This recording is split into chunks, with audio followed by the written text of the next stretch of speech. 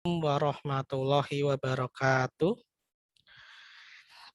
Ya, alhamdulillahirabbil alamin. Kita masih diberi kesehatan dan keringanan untuk bisa hadir tatap muka secara online dan rutin setiap Kamis malam melalui kajian Pekanan Muhammadiyah Sedayu. Ya, saya lihat di sini juga sudah ada satu Zoom tapi kayaknya buat rombongan ya. Terima kasih Pak Muhammad Furqon Jamil yang dengan rekan-rekannya mungkin ya di belakang itu sudah ramai sekali mungkin ya. Baik, langsung saja mungkin kita buka kajian kita pada malam hari ini dengan langsung saja membaca surat Al-Fatihah bersama-sama. Kita mulai Al-Fatihah. A'udzu billahi minasyaitonir rajim. Bismillahirrahmanirrahim. Alhamdulillahi rabbil alamin. Ar-Rahmanir-Rahim. Maliki yaumiddin. Iyyaka na'budu wa iyyaka nasta'in. Ihdinas siratal mustaqim. Siratal ladzina an'amta alaihim ghairil maghdubi alaihim waladdallin. Amin. Shadaqallahul adzim. Ya, demikian tadi telah kita baca bersama-sama surat Al-Fatihah sebagai pembuka kajian kita pada malam hari ini. Ya, langsung saja saya akan menyapa pemateri kita pada malam hari ini, yaitu Ustadz Anang Fatur Rahman, dan tema yang akan disampaikan pada malam hari ini yaitu sunnah-sunnah yang dilakukan Nabi, kebiasaan Rasulullah nomor 16 sampai 20. Nah, kemarin saya tidak dikasih tahu nih sama Ustadz nih. Kebiasaan nomor 16 sampai 20 itu apa coba? Nah, mungkin bagi Bapak Ibu, rekan-rekan sekalian yang sekiranya di lapangan rezeki bisa langsung membeli bukunya sebagai rujukan. Jadi ketika kajian nanti bisa langsung bertanya kepada Ustadz Anang, apa sih maksudnya Ustadz? Seperti itu nggih. Ya, saja Ustadz Anang, pripun kabari?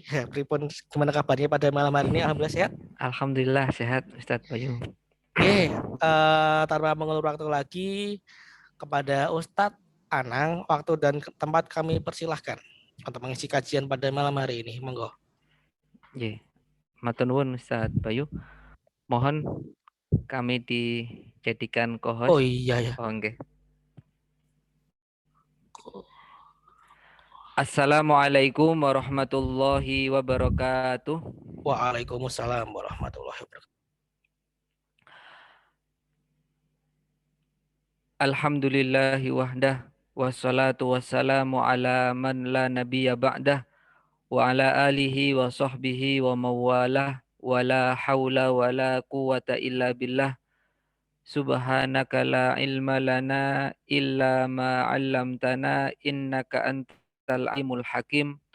Allahumma 'allimna ma yanfa'una wanfa'na bima 'allamtana wa zidna ilman.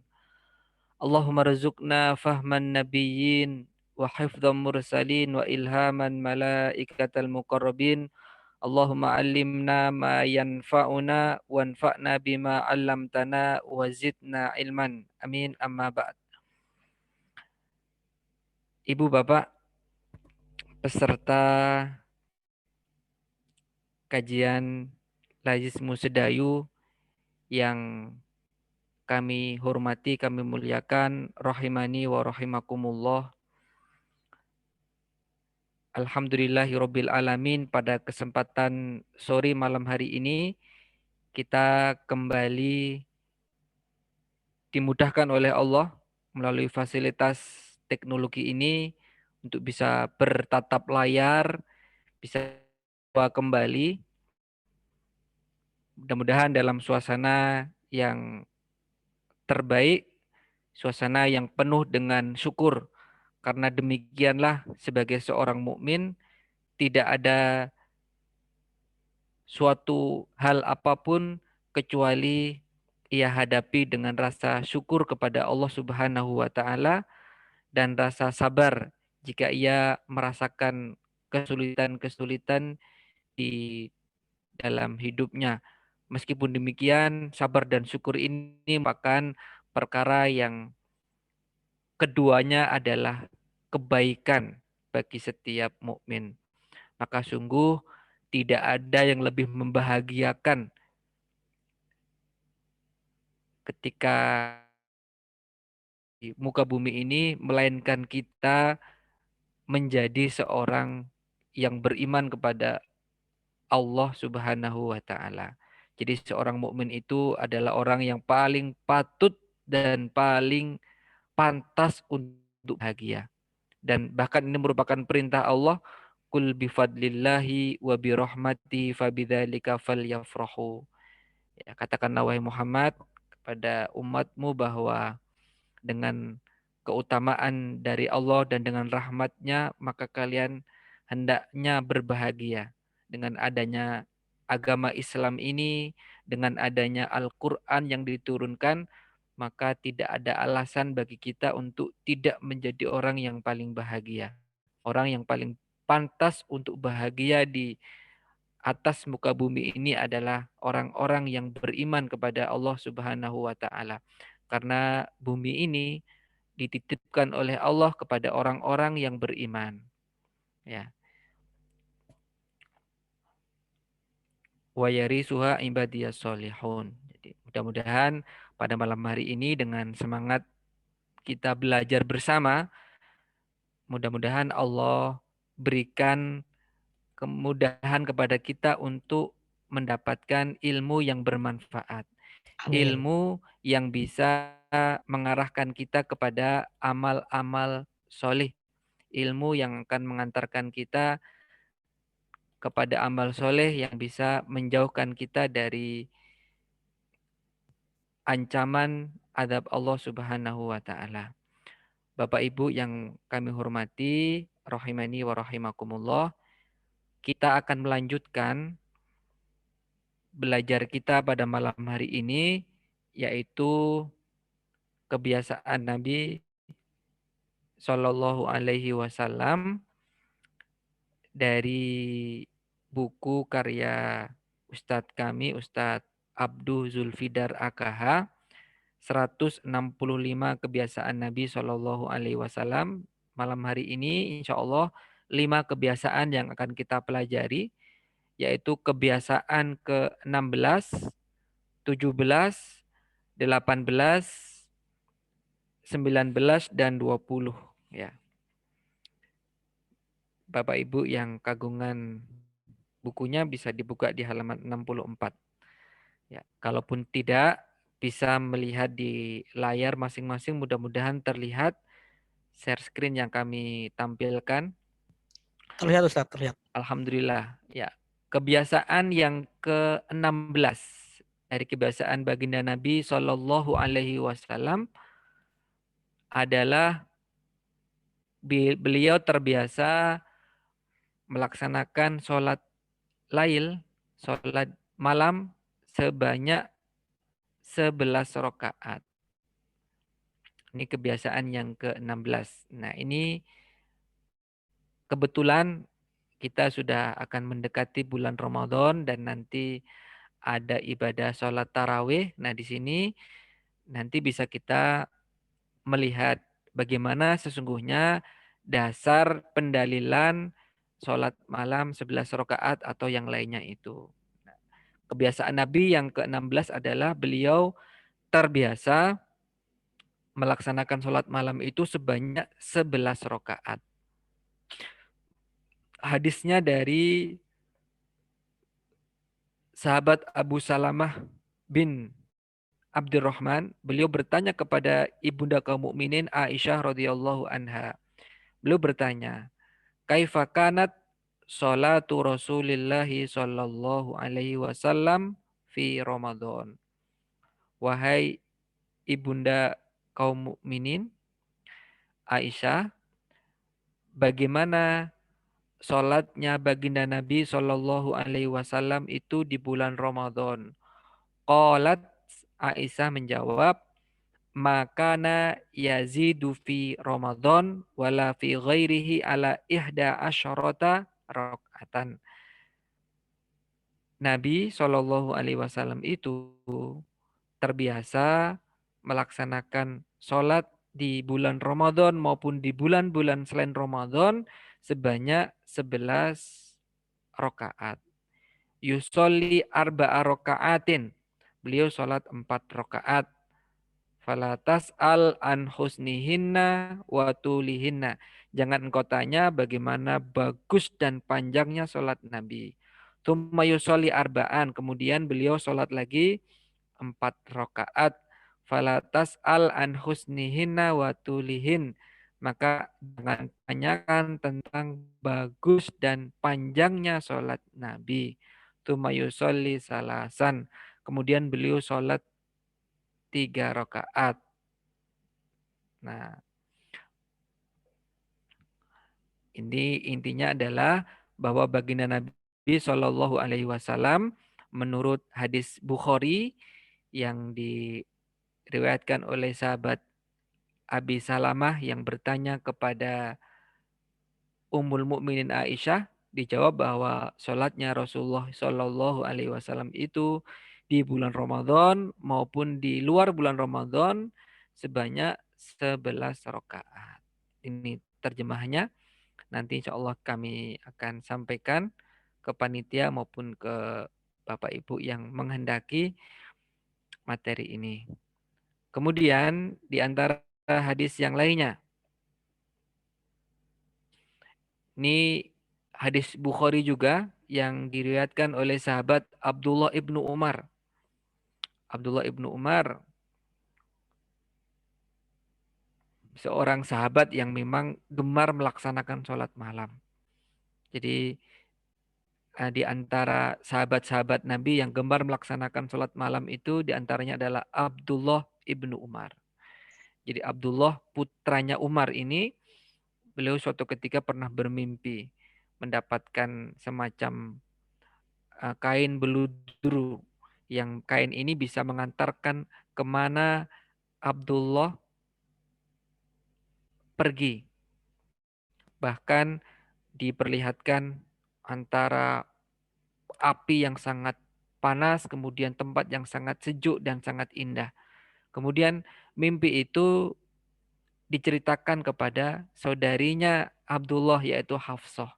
Nah, Hafsah ini adalah salah satu dari istri baginda Nabi Shallallahu Alaihi Wasallam. Sehingga Hafsah menceritakan mimpinya ini kepada Rasulullah. Mimpinya Abdullah bin Umar ini kepada Rasulullah. Kemudian Rasulullah menjawab, nikmal abdu Abdullah. Sebaik-baik hamba adalah Abdullah ibnu Umar apabila ia sholat malam dan tidak meninggalkan. Maka semenjak Nabi bersabda demikian dan didengar oleh Abdullah ibnu Umar, maka beliau tidak pernah meninggalkan sholat malam sampai akhir hayat beliau. Radhiyallahu anhu. Nah, ini hadis ini diriwayatkan dari Abdullah ibnu Umar, beli radhiyallahu anhuma, tentang seseorang yang bertanya kepada Nabi, inna rojulan, sesungguhnya seseorang, qala ya Rasulullah, bertanya. Ada seorang yang bertanya kepada baginda Nabi, kaifa sholatul lail, bagaimana tata cara sholat lail itu wahai Rasulullah? Beliau mengatakan, belum bersabda masna masna, sholat lail itu 2 rakaat 2 rakaat. Fa idza khifta subha, apabila kamu khawatir masuk waktu subuh, fa'autir biwahidatin, maka sholatlah witir sebanyak 1 rakaat. Hadis riwayat Bukhari. Bapak Ibu yang berbahagia, mungkin Bapak Ibu ketika menyaksikan di masyarakat kita itu bermacam ragam tata cara pelaksanaan. Ada satu masjid yang melaksanakan sholat itu dengan formasi 4-4-3. Atau sebagian lagi ada masjid yang melaksanakannya dua, dua salam, dan seterusnya. Lalu bagaimana sesungguhnya formasi itu? Apakah formasi-formasi itu boleh semuanya? Nah, di sini kami temukan bahwa formasi-formasi itu semuanya boleh. Hanya saja para ulama itu berbeda pendapat mana yang lebih afdol, mana yang lebih utama dalam pelaksanaan. Apakah 4-4-3 atau 2-2-2-2-2-1. Nah, hadisnya itu sama-sama dari Bukhari. Ya, bedanya hadis yang menyatakan bahwa formasi 4-4-3 itu adalah hadis atau sunnah fi'liyah, perbuatan yang biasa dikerjakan oleh Nabi.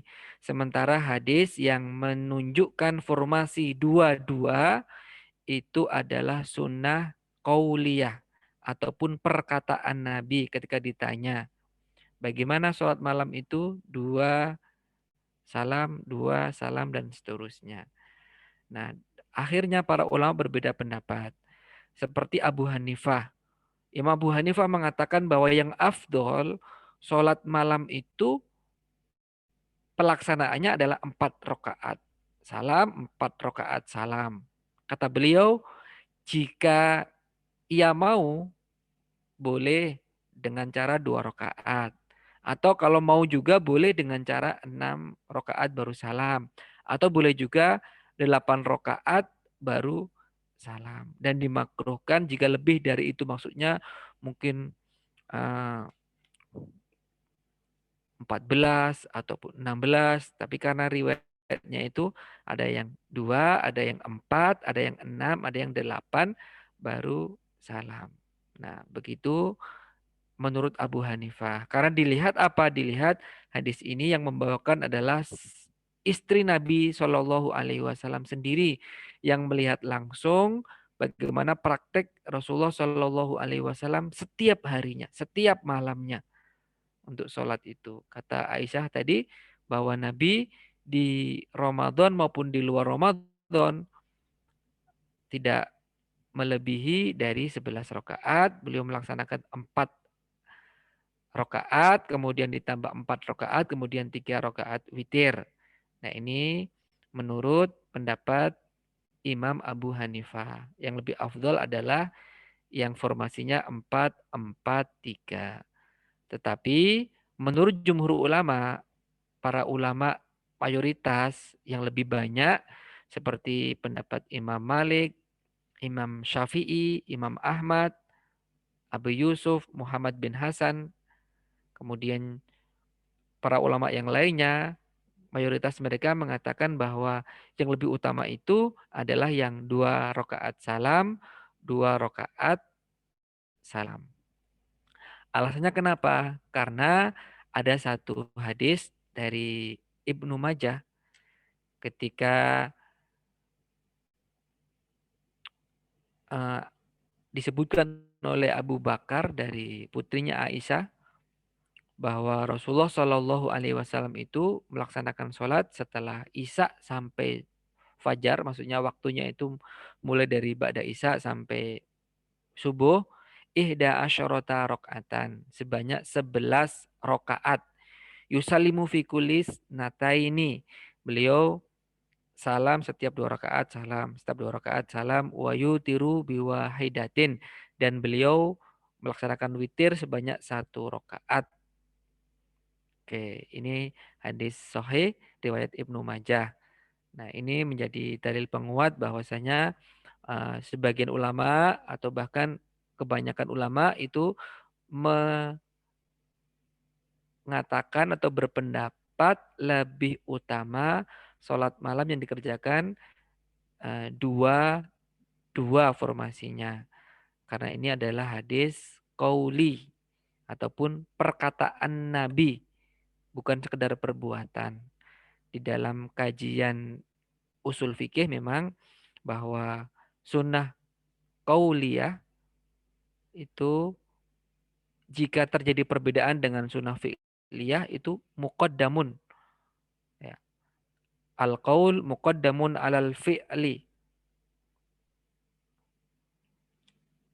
Perkataan Nabi itu lebih didahulukan daripada perbuatan yang dikerjakan Nabi. Karena bisa jadi yang dikerjakan Nabi itu adalah kekhususan bagi beliau atau kebiasaan-kebiasaan beliau. Tetapi yang diucapkan Nabi ini tentu adalah wasiat, nasihat Nabi untuk sahabat dan untuk umatnya.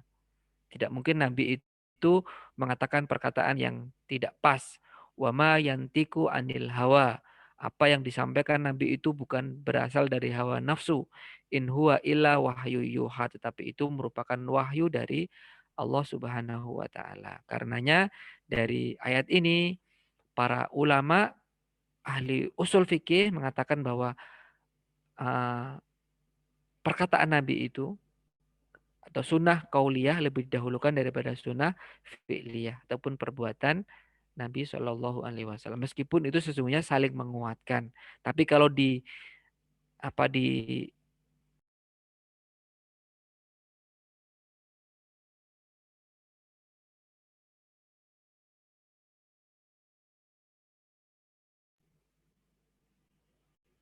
mohon maaf apa saya ulangi lagi mungkin tadi terpotong ya.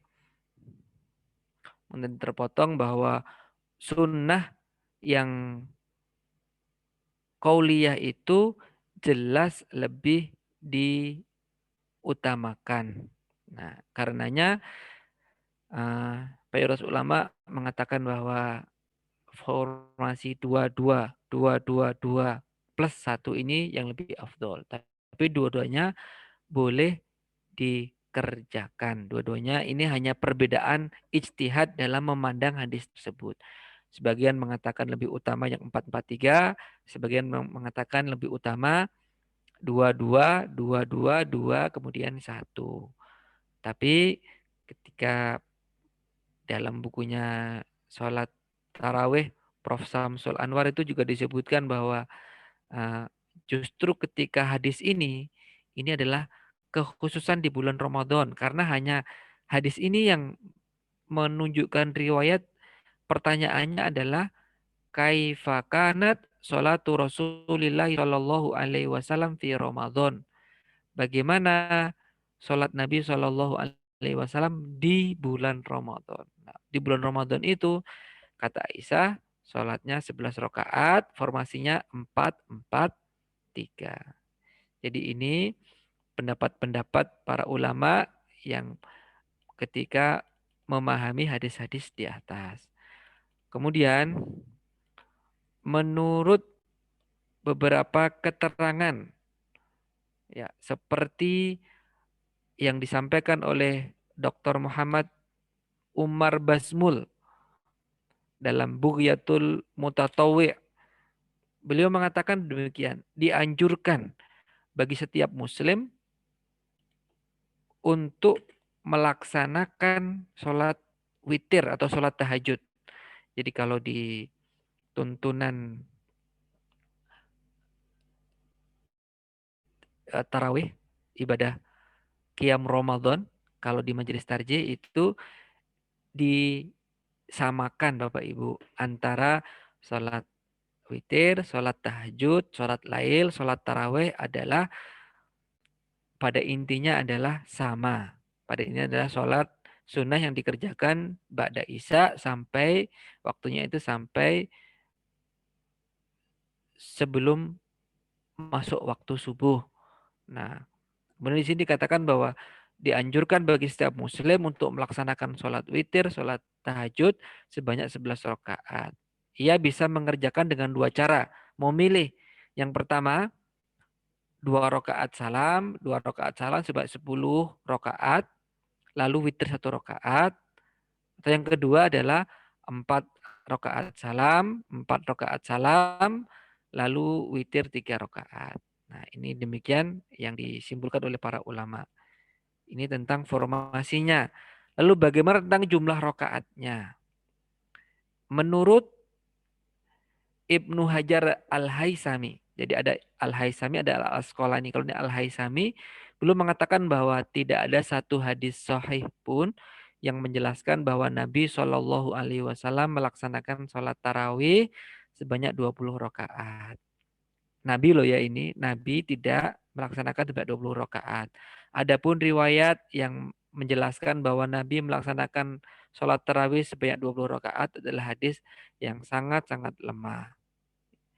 Ini menurut penelitian dari Ibnu Hajar Al-Haisami, orang pakar hadis di masa lampau. Kemudian ada juga hadis yang menyebutkan demikian.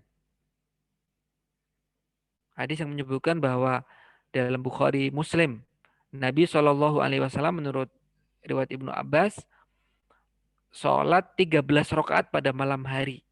Lalu bagaimana para ulama melihat hadis ini? Yang benar itu 11 atau 13? Karena tadi dikatakan bahwa Nabi sholat 11 rakaat. Kok di sini dikatakan bahwa Nabi sholat 13 rakaat? Nih, sebagian ulama mengatakan bahwa jumlah rakaat sholat malam Nabi adalah 11 rakaat. Tetap seperti hadis yang disebutkan awal tadi. Adapun tambahan 2 rakaat adalah sholat iftitah sebagai pembuka sholat malam beliau. Ini keterangan dari Ibnu Hajar Al-Asqalani dalam kitab beliau Fathul Bari dalam mensyarah Sahih Bukhari. Nah ini kebiasaan Nabi Shallallahu Alaihi Wasallam yang ke-16. Beliau terbiasa melaksanakan sholat malam sebanyak 11 rakaat kebiasaan beliau dengan formasi 4-4-3 atau 2-2-2-2-2 kemudian ditutup 1 rakaat witir. Demikian Bapak Ibu kebiasaan ke-16. Kemudian kita masuk pada kebiasaan yang ke-17. Kebiasaan 17 dari kebiasaan baginda Nabi Shallallahu Alaihi Wasallam adalah memanjangkan sholat malamnya. Memanjangkan sholat malamnya. Makanya tadi ketika ditanya tentang sholat malam Nabi, Aisyah menjawab beliau sholat 4 rakaat. Falatas al an husnihinna wa tulihinna. Jangan kau tanya bagaimana bagus dan panjangnya sholat Nabi Shallallahu Alaihi Wasallam. Ini dari Abdullah ibnu Mas'ud sekarang Bapak Ibu. Abdullah ibnu Mas'ud ini seorang pakar Al-Quran.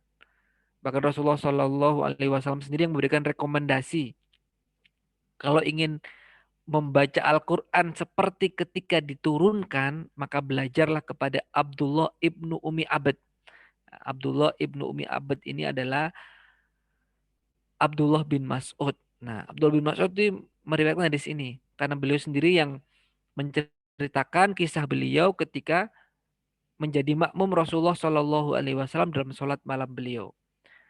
Dari sahabat Abdullah ibnu Mas'ud radhiyallahu anhu, ya, beliau berkata bahwa sholaitu ma'an Nabi Shallallahu Alaihi Wasallam lailatan. Pada suatu malam saya pernah ikut sholat bersama Nabi Shallallahu Alaihi Wasallam. Falam yazal iman. Nabi Shallallahu Alaihi Wasallam terus berdiri. Kuat sekali Nabi berdiri. Hatta hamamtu bi amrisu. Sampai saya ini terbetik. Ini pasti pikiran negatif. Maksudnya terbetik pikiran, an udah wa adaron Nabi Shallallahu Alaihi Wasallam. Saking nggak kuatnya panjang sholat Nabi, saya itu rasa-rasanya pengen duduk dan meninggalkan Nabi.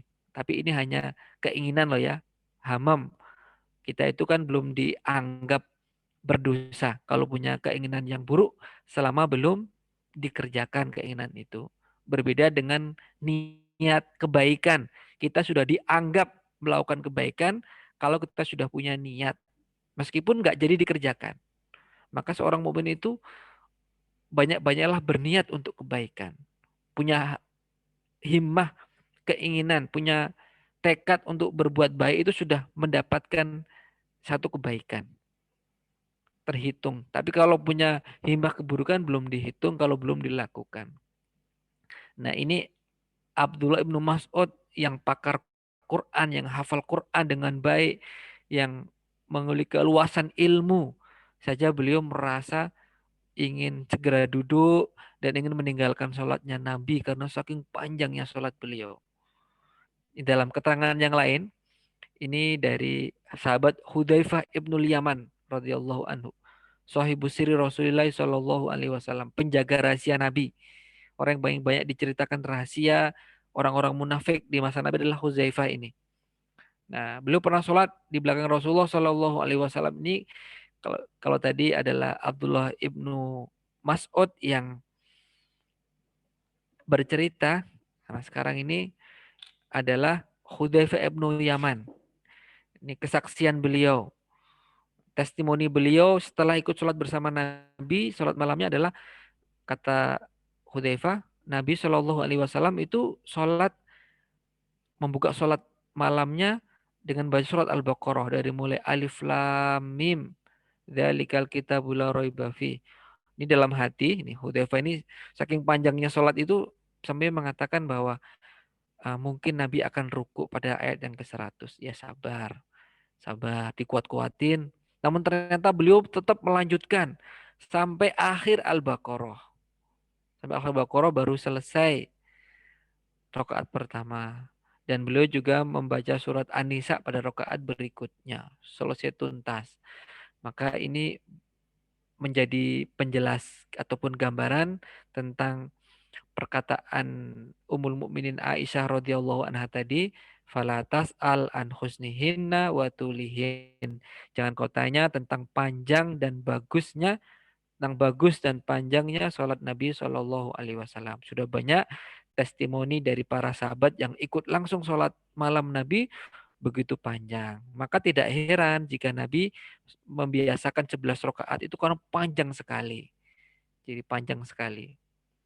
Sepanjangnya sholat Nabi Shallallahu Alaihi Wasallam. Ini kebiasaan yang ke-17, yaitu Rasulullah Shallallahu Alaihi Wasallam terbiasa melaksanakan sholat malam dengan panjang.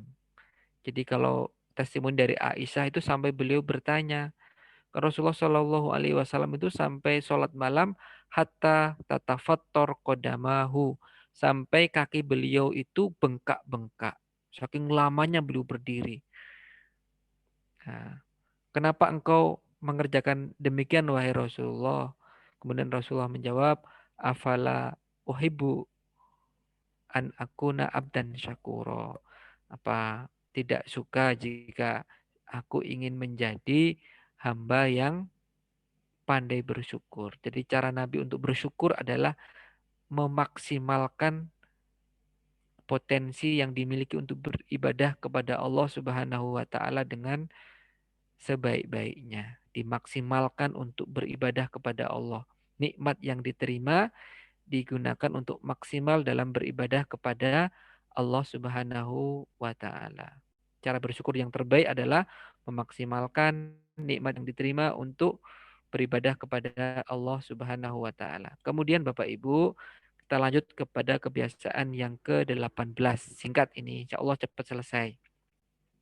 Kebiasaan Nabi Shallallahu Alaihi Wasallam yang ke-18 adalah beliau membaca surat Al-A'la, Al-Kafirun, dan Al-Ikhlas dalam sholat witir. Nah ini pas Bapak Ibu dengan tadi awal kita mula bahwa kita sudah mendekati Ramadan, sholat taraweh, sholat lail, sholat malam, sholat tahajud.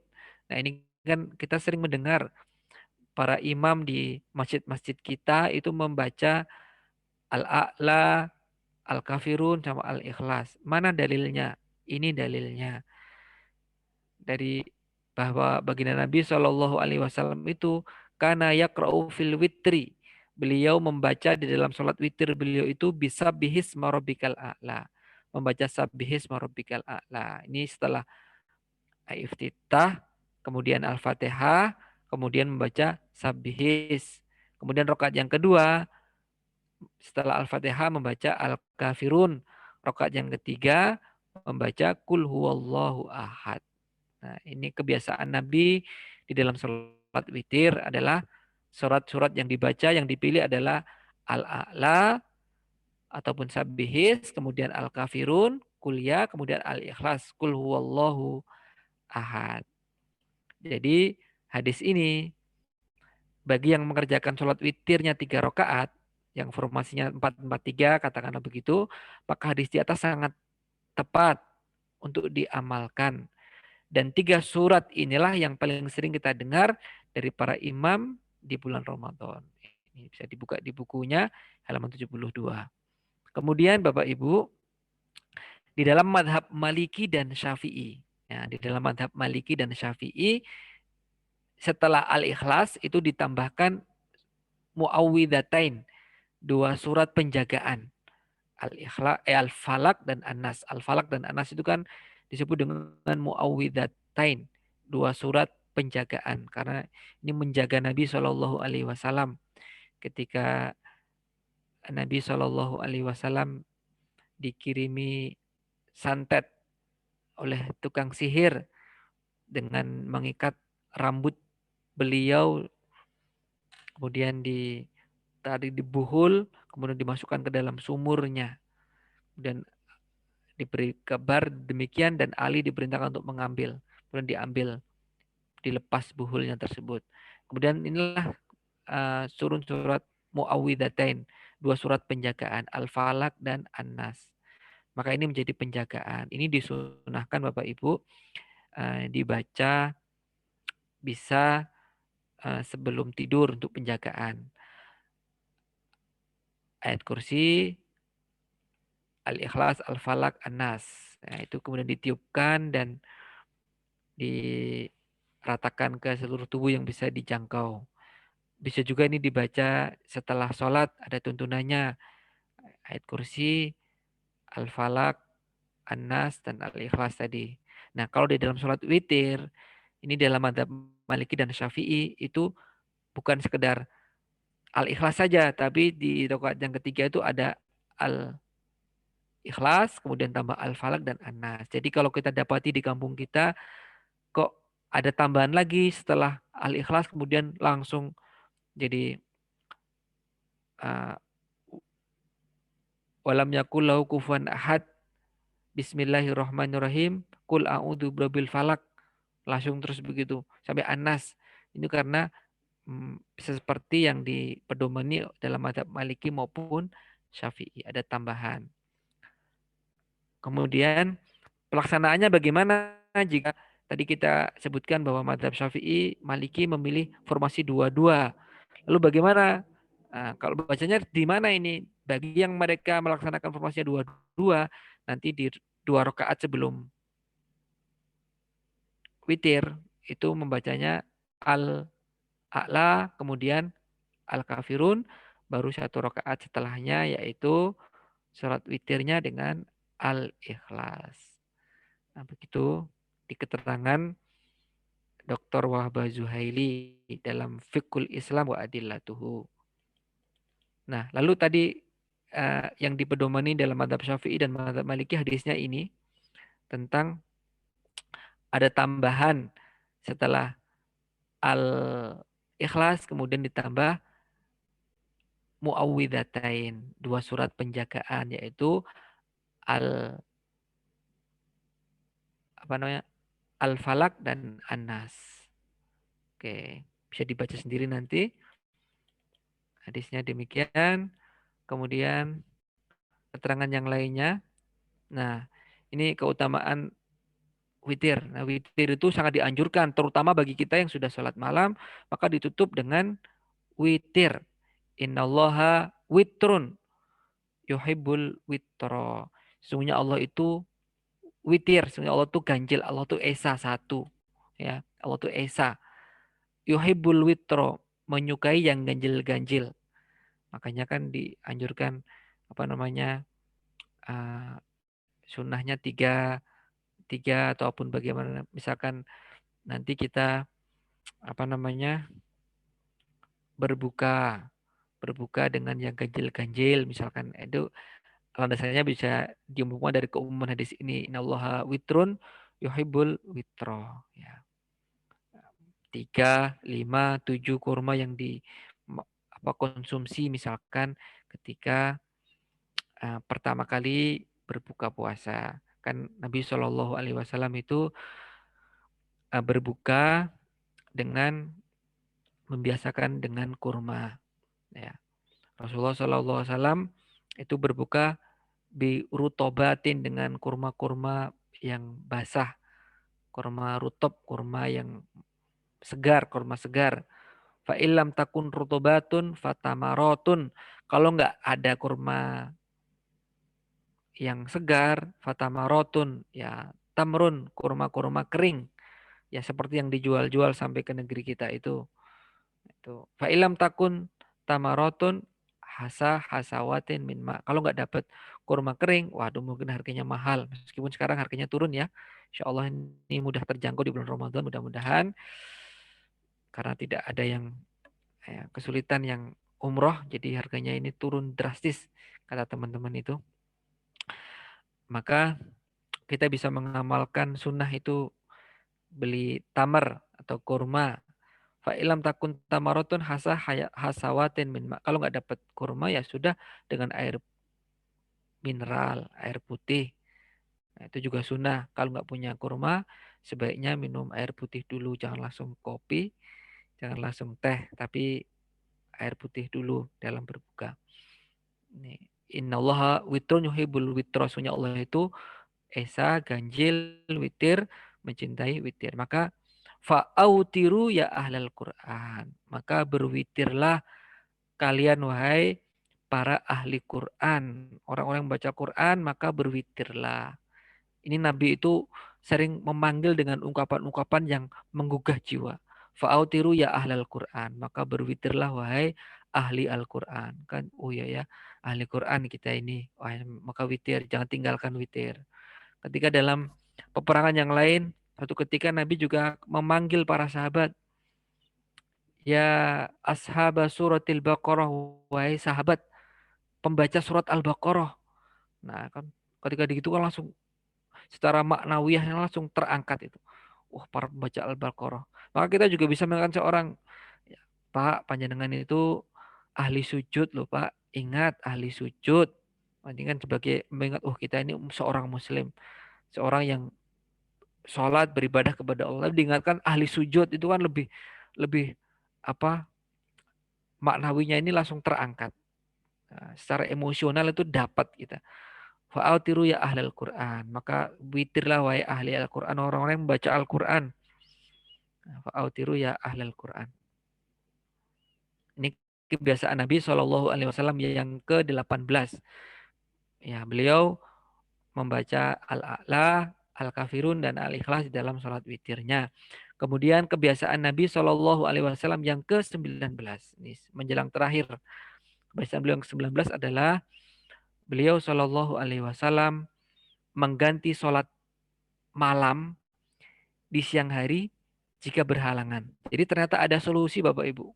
Ini kita yang mungkin kecapean karena bekerja di siang hari sangat lelah atau berdagang ataupun ya para medis ataupun dokter dan lain sebagainya yang mungkin lelah sekali ataupun pekerjaan-pekerjaan yang melelahkan lainnya, kalau nggak sempat sholat malam itu Nabi memberikan satu solusi. Contohnya ini dari Aisyah radhiyallahu anha, beliau mengatakan bahwa Nabi Shallallahu Alaihi Wasallam kana idza fatat usholah.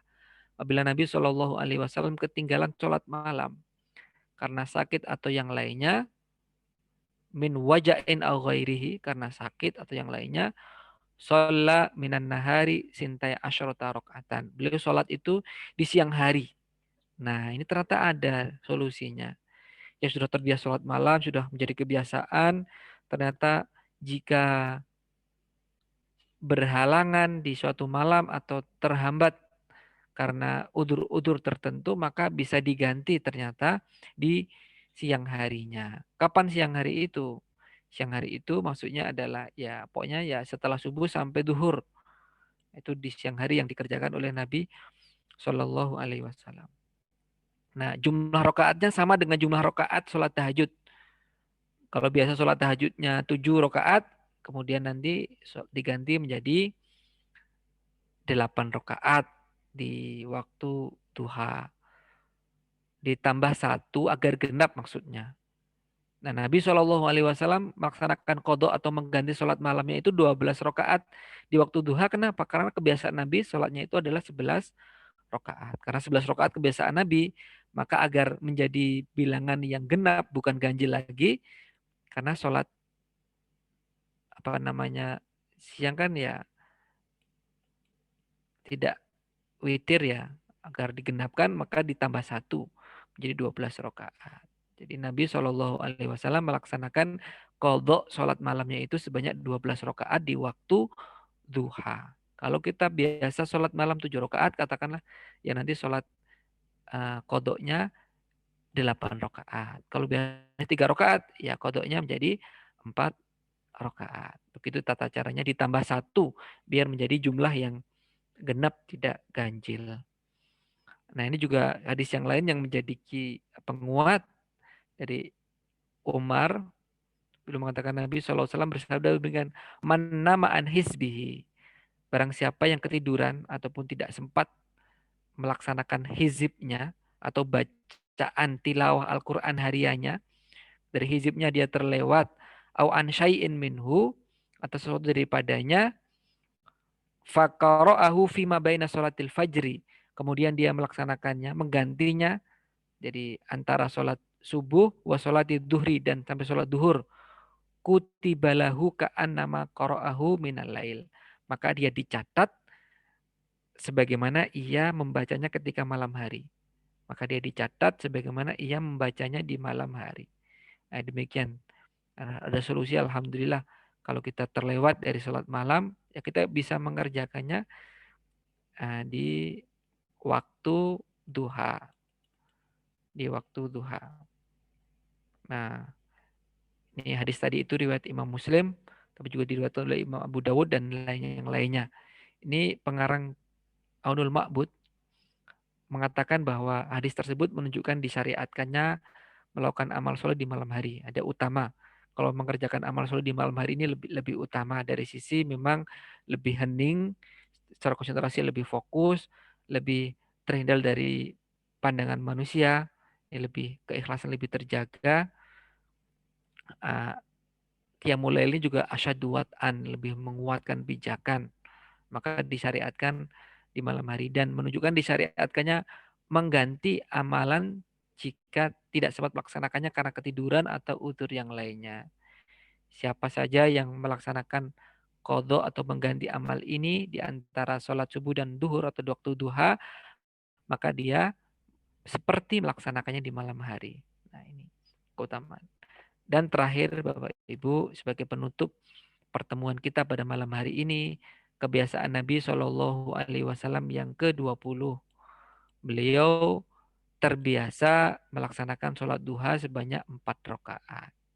Dari Aisyah radhiyallahu anha, beliau mengatakan bahwa bagi Nabi Shallallahu Alaihi Wasallam itu yusolid duha arba'an. Beliau sholat duha sebanyak 4 rakaat. Wa yazidu masya Allah. Kemudian terkadang beliau menambahnya kehendak beliau sesuai dengan yang ditakdirkan Allah baginya.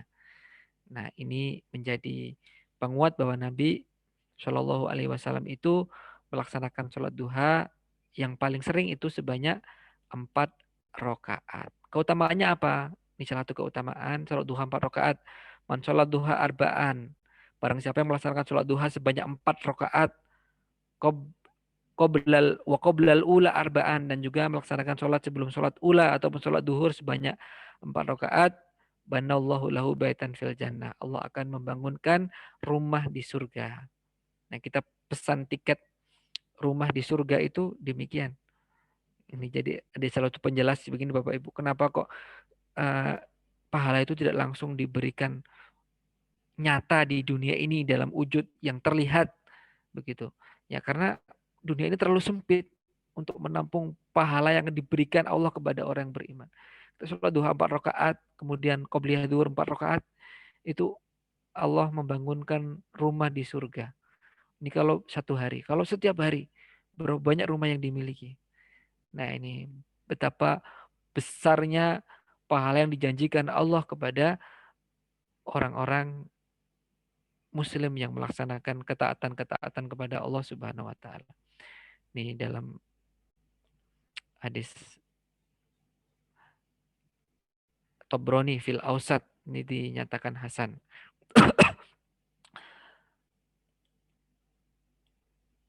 Kemudian ini saya ambilkan judulnya ini Bapak Ibu.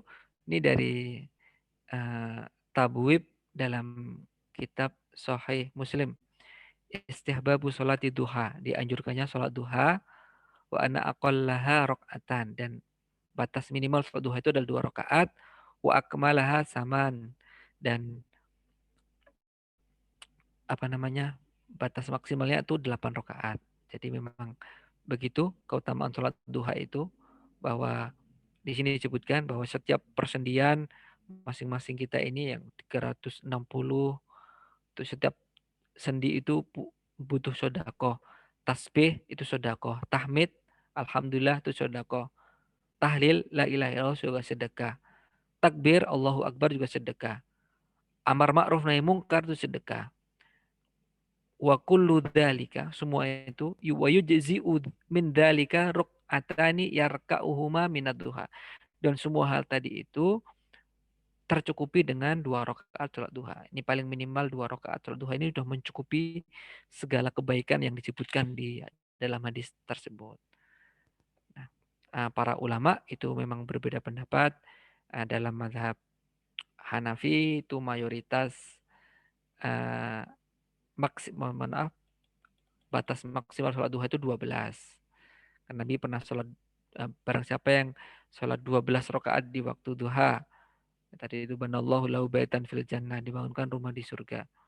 Tapi ada beberapa permasalahan dalam sisi sanatnya. Sebagian mengatakan hadis itu lemah. Mayoritas ulama berpendapat bahwa jumhur mengatakan bahwa maksimal sholat duha itu 8 rakaat. Karena Nabi dalam hadis sahih melaksanakan sholat sebanyak 8 rakaat di rumahnya dalam peristiwa Fathu Makkah itu. Nah, tapi para ahli ilmu sebagian merojikan sesungguhnya tidak ada batasan. Karena penyebutan 8 rakaat itu adalah yang dikerjakan Nabi dan tidak ada keterangan tentang pembatasan jumlah. Wa yazidu masya'a. Beliau bisa menambah sesuai dengan yang dikehendaki beliau. Bapak Ibu yang kami hormati, rahimani wa rahimakumullah, demikian saja yang bisa kami bacakan dari buku Ustadz Abdu. Mudah-mudahan sedikit ini bisa menjadi bekal bagi amal kita, terutama kita akan mendekati bulan Ramadan, mudah-mudahan semakin bisa memantapkan amal kita. Bapak Ibu, ini sekali lagi bukan berarti membanding-bandingkan dengan yang lainnya. Ini sekedar untuk memperkuat apa dalil atau menunjukkan bahwasanya hal-hal yang kita kerjakan di bulan Ramadan itu sesungguhnya sudah ada dalilnya. Ini untuk memantapkan amaliyah kita. Tidak usah membandingkan dengan yang lain. Yang lainnya dengan formasi yang berbeda pun juga itu merupakan hak masing-masing dan kita khusnudon sudah memiliki ijtihadnya masing-masing. Saling menghormati saja, tidak untuk memperuncing perbedaan, tapi untuk memperkuat kita ke dalam artian semakin mantap jika kita sudah mengetahui dalilnya dan melihat bagaimana cara pendalilannya. Wallahu a'lam bishawab wa sallallahu ala nabiyina Muhammad. Nasrun minallahi wa fathun qarib wa basyiril mu'minin. Wassalamualaikum warahmatullahi wabarakatuh. Waalaikumsalam warahmatullahi wabarakatuh. Terima kasih Ustadz Anang atas materi yang sangat luar biasa pada malam hari ini. Baik, Bapak Ibu yang sudah menghadiri kajian pada malam hari ini, mungkin bisa melihat di kolom chat bahwa di situ ada link untuk terhubung ke Persensi.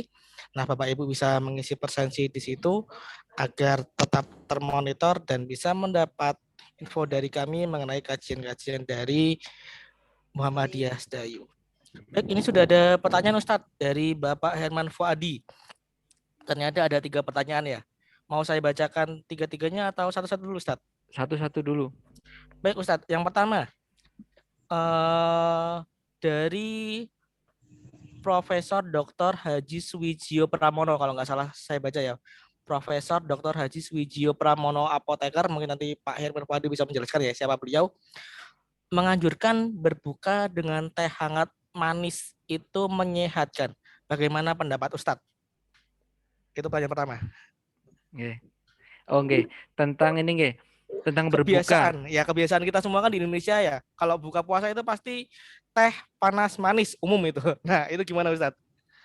Nggih. Nek belum nas kitel belum mantep nggih. Nggih. Mungkin biasa ya. Nggih. Ini juga berbuka dengan yang manis itu perlu dikaji ulang. Nih, manisnya manis apa? Eh, Glukosa atau sukrosa? Ini yang apoteker yang paling berhak untuk menjelaskan ini. Gulanya ini gula gula alami atau gula-gula pemanis buatan, tapi bukan manisnya itu. Tapi Nabi SAW itu berbuka dengan kurma. Jadi yang paling bagus itu buka dengan kurma karena manisnya kurma itu berbeda dengan manisnya gula pasir. Nah, yang paling bagus itu berbuka dengan kurma karena dia paling banyak kandungan vitaminnya dibanding dengan buah-buah yang lainnya. Itu disebutkan dalam Al-Qur'an kan, yang paling terbaik untuk lambung kita yang masih kosong, kemudian masuk makanan yang terbaik pertama yang lembut bisa mudah dicerna dan mudah diserap oleh tubuh. Nah, kebetulan kurma itu manis. Jadi orang menyimpulkan berbuka dengan yang manis-manis.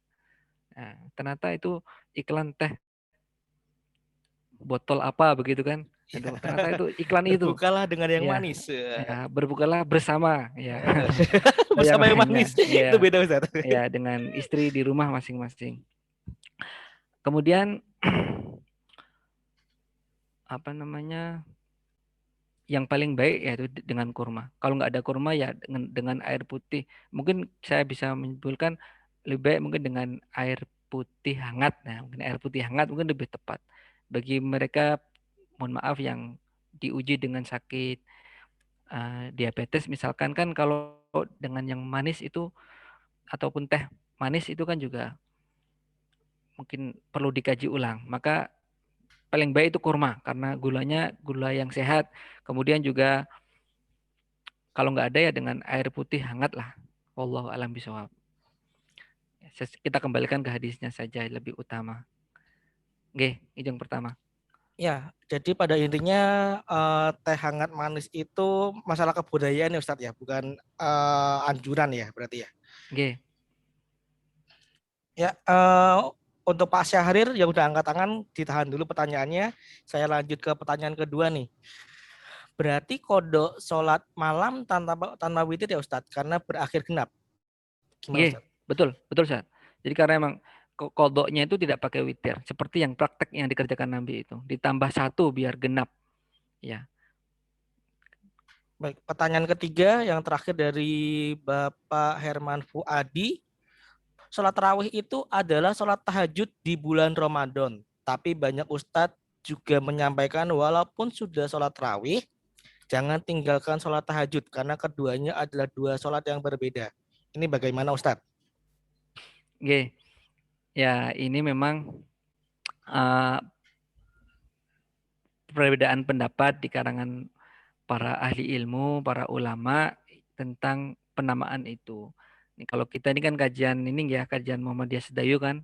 Jadi kita sampaikan saja apa adanya kalau di Majelis Tarjih itu sama. Sholat tarawih, sholat tahajud, sholat malam, sholat lail itu intinya sama.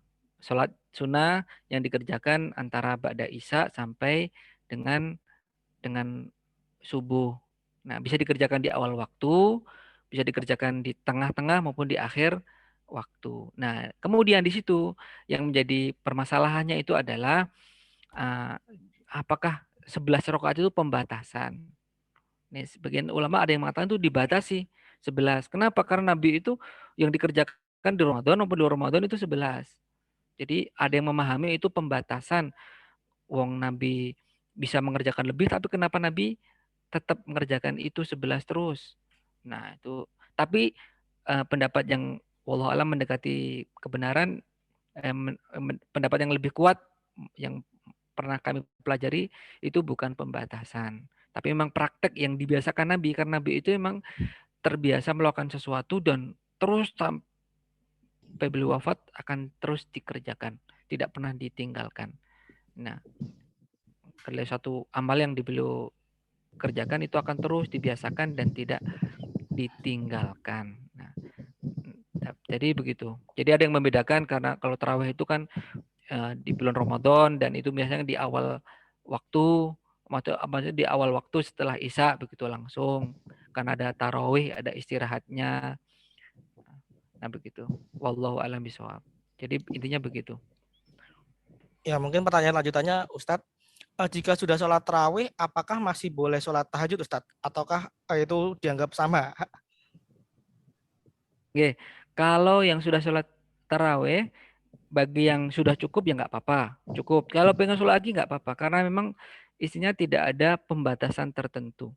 Tidak ada pembatasan. Ya boleh-boleh saja, tapi tidak usah witir lagi. Kalau tadi sudah witir, misalkan sholat taraweh di masjid sampai witir, nanti malam pengen lagi, karena terbiasa bangun lagi, ya silakan sholat lagi, tapi tidak perlu menggunakan witir, karena la witroni fi lailah, tidak ada 2 witir dalam 1 malam. Ya, karena biasanya kalau tarawih dan tahajud itu kan kita melihat budaya juga ya, Ustadz ya. Di 10 hari terakhir biasanya kan banyak yang itikaf. Nah, itu sekalian sholat tahajud atau sholat malam. Nah, berarti masih nggak apa-apa ya, Ustadz ya? Iya, nggak apa-apa. Baik, Pak Syahrir. Nah, monggo jika ingin bertanya secara langsung bisa dinyalakan mikrofonnya. Monggo, Pak. Oke, makasih Ustaz. Assalamualaikum warahmatullahi wabarakatuh. Waalaikumsalam warahmatullahi wabarakatuh. Pertama, saya cuma ingin tahu apa istilahnya, dalilnya aja Ustaz. Untuk Masjid Madinah itu sholat tarawihnya itu 20 rakaat ya. 20 itu belum witir. Nah, yang menjadi pertanyaan saya tuh dasarnya apa ya? Kalau saya baca-baca di bukunya Pak Samsul Anwar, itu kan di zamannya Rasul, di zamannya Khulafaur Rasyidin, itu kan sholatnya 11 rakaat di Madinah. Terus ada sahabat yang sholatnya 20 rakaat. Alasannya karena kalau 11 rakaat itu bacaan ayatnya panjang, sehingga capek di berdirinya. Kemudian mereka sholat 20 rakaat dengan bacaan ayatnya yang pendek. Nah, jadi mengurangi rasa kebosanan. Nah, itu alasan 20 rakaat. Nah, pertanyaan saya, kalau semacam di Madinah atau mungkin di Mekah sholat tarawihnya 20 atau 20 rakaat, itu dasarnya apa? Kan di situ kan banyak berkumpul para ulama. Kita belajar juga ke tempat mereka, tapi kok mereka mengamalkan seperti itu. Nah, ini pertanyaan saya itu, kenapa, apa yang menjadi dasar kuat kenapa kok sholat tarawihnya 20 rakaat? Satu. Pertanyaan yang kedua tentang sholat duha, Ustaz Anang. Sholat duha itu boleh nggak dikerjakan umpamanya di pagi jam 7 kita mau berangkat sekolah, kita sholat duha 2 rakaat. Terus sampai di sekolah jam 10-an, kepingin sholat duha lagi. Terus umpamanya pulang di rumah kok belum zuhur, kepingin sholat duha lagi. Nah, jadi sholat duhanya itu tidak disambung, putus-putus. Seperti itu boleh tidak?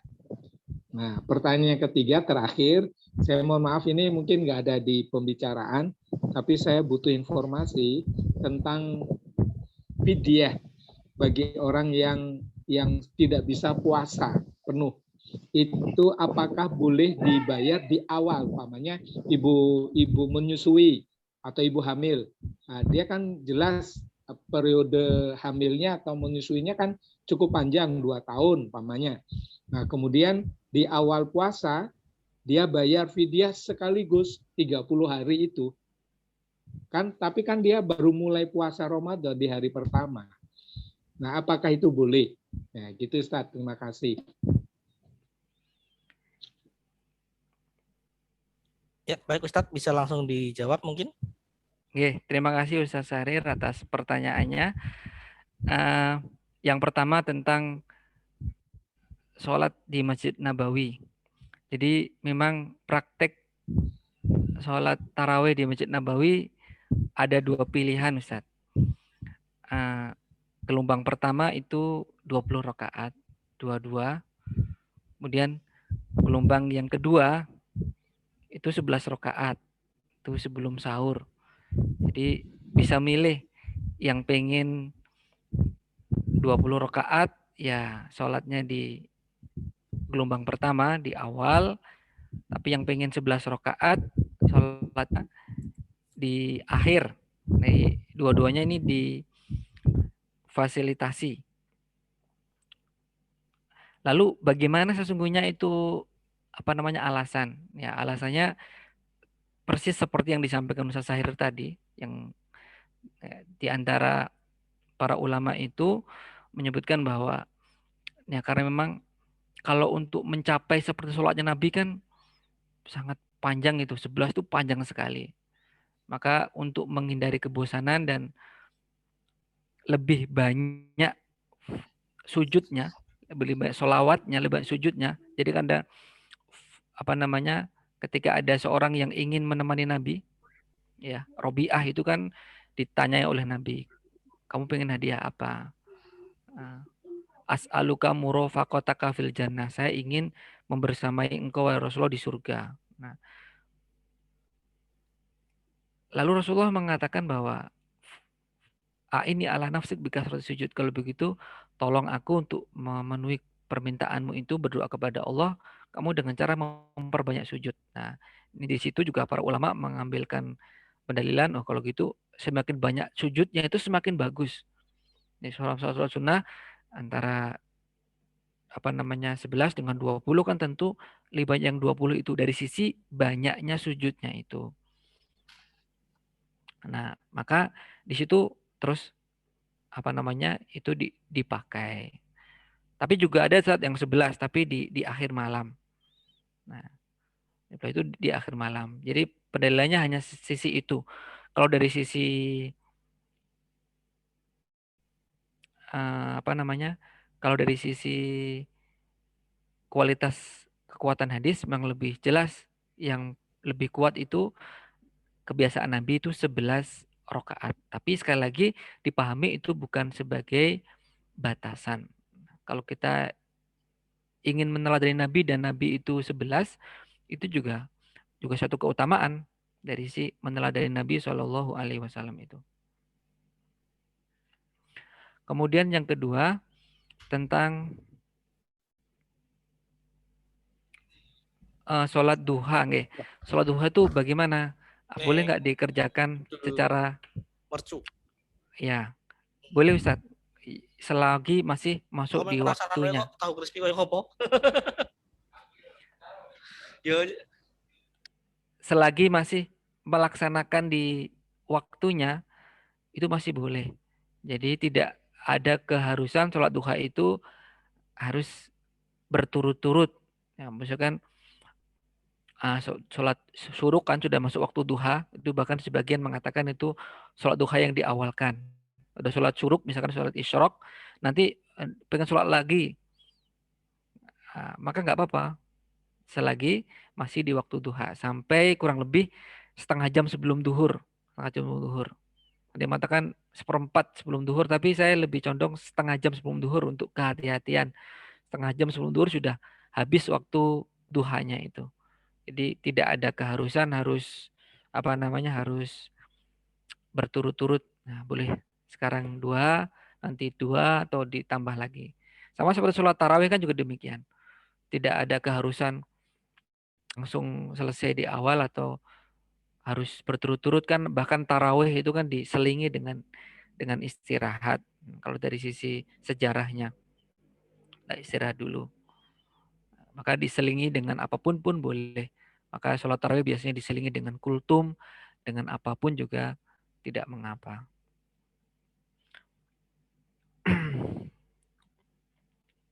Ya. Kemudian apa namanya? Pertanyaan yang ketiga tadi tentang Fidyah. oh, nggih. Fidyah ya. Fidyah. Nah, fidyah itu bagaimana pembayarannya? Nah, ada sebagian ulama yang mengatakan dibayarkan itu harian. Jadi nggak bisa puasa, maka sehari ini dia bayar fidyah. Atau bisa dibayarkan sekali dalam 1 bulan. Nah, ini dilakukan di akhir Ramadan.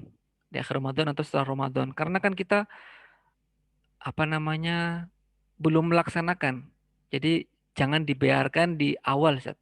Sebaiknya dibayarkan di akhir karena memang kita belum melaksanakan, karena sudah melaksanakan, sudah masuk Ramadan dan kita nggak mampu, nah baru itu. Bukan dengan cara diajukan. Dari sisi logika, ini belum tercapai saja kok sudah membayarkan fidyah itu. Jadi fidyah itu kan bagi yang tidak mampu dan kita sudah menemui betul.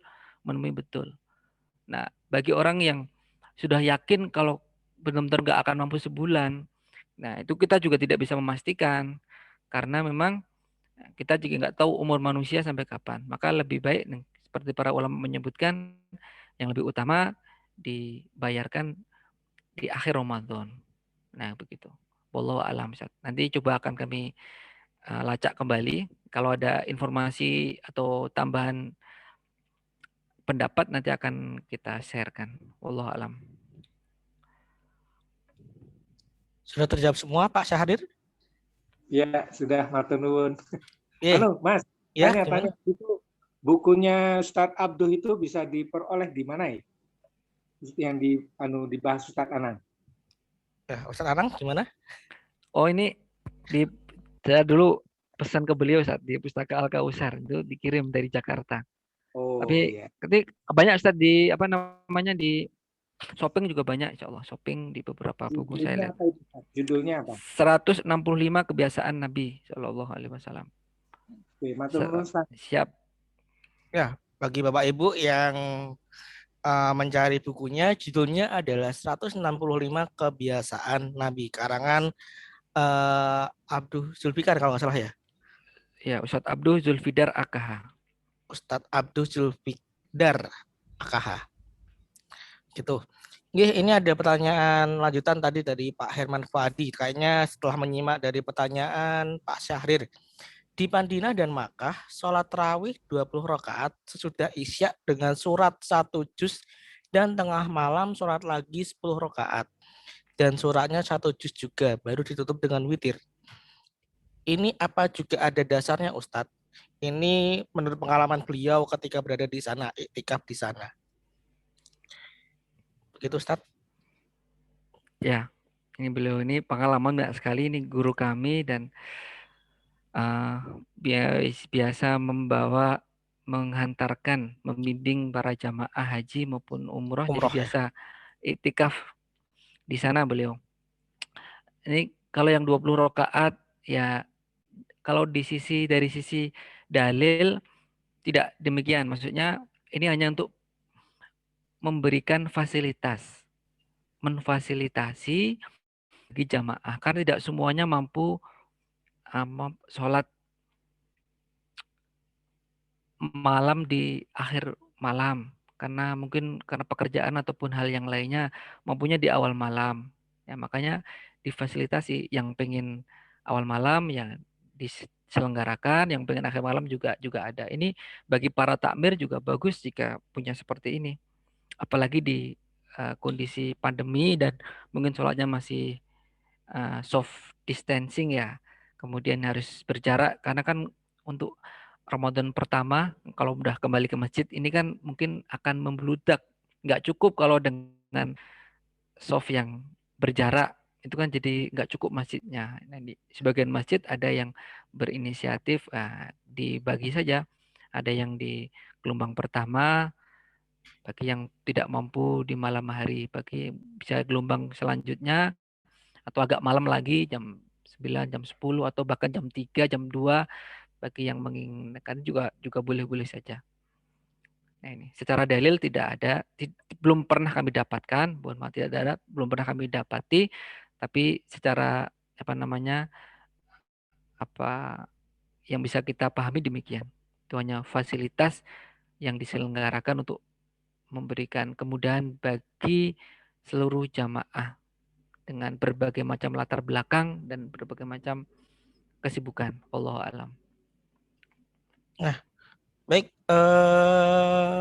Bapak Ibu yang masih mau bertanya, mungkin saya berwaktu mungkin satu penanya lagi sebelum kami tutup. Insya Allah.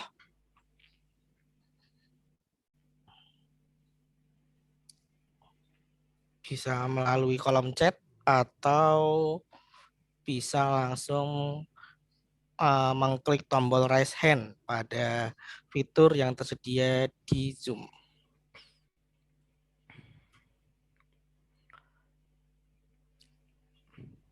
Cukup sepertinya, Pak.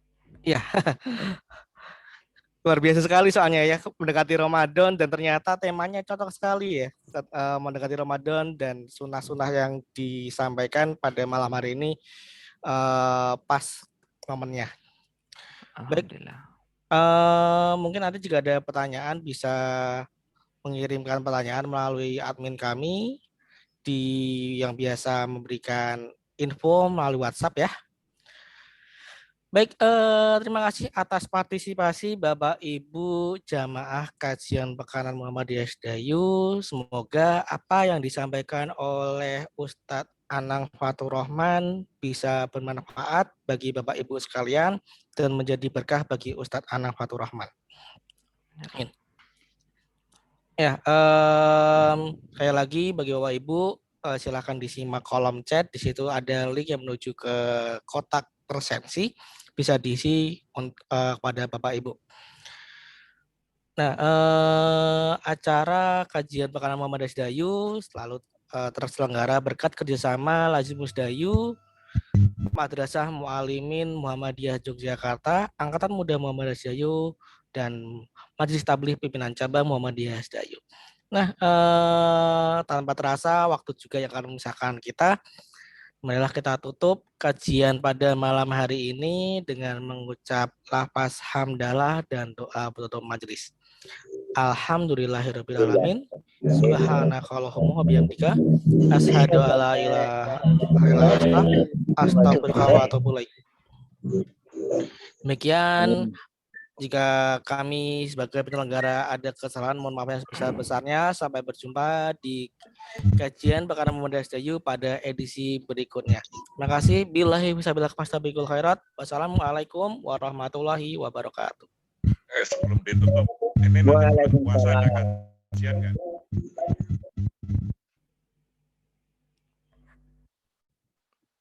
Ustadz Bayu, tadi ada yang bertanya Ustadz Bayu. Ini selama puasa kajiannya bagaimana? Oh iya, kami belum sempat rapat ya Ustadz.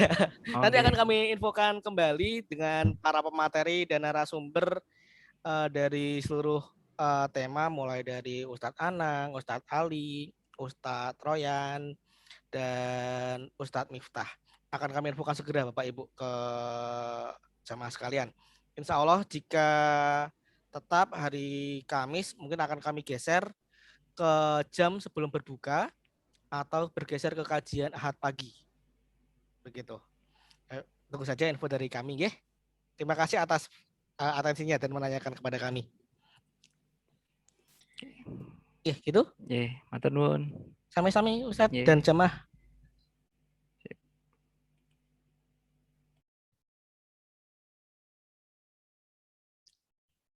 Bapak Ibu, kami undur diri dari Zoom dan akan kami akhiri tatap muka pada malam hari ini. Terima kasih. Assalamualaikum. Waalaikumsalam, Ustaz. Siap.